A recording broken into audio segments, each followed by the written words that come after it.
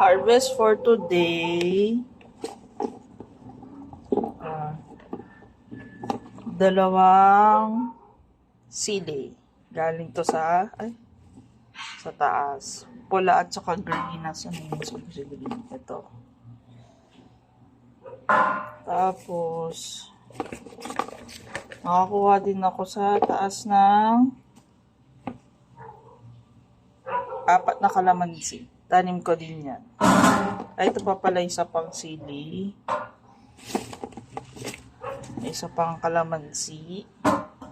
At ito hugasan. Tapos ito mga dahon to ng basil leaves. Kinuha ko na yung malalaki. Tapos ito yung tinatawag na purple flower or pea flower. Maganda to dun sa mga nagko-control ng blood sugar. So, ayun na. Hugasan ko na yan.